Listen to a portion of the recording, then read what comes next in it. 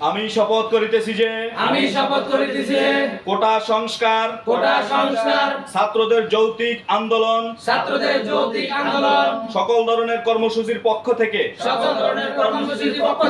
আমরা প্রবাসী আসছে যতদিন না পর্যন্ত আমার শহীদ ভাইদের বিচার না হবে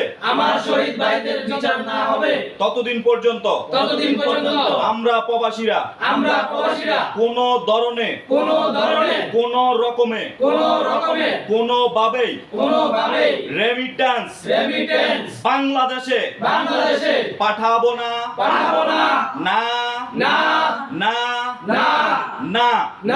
আমাদের এই শপথ গ্রহণের সাথে যারা একমত আছেন ভিডিওটার সাথে একটা ডুয়েট এবং শেয়ারের মাধ্যমে সাথে থাকুন।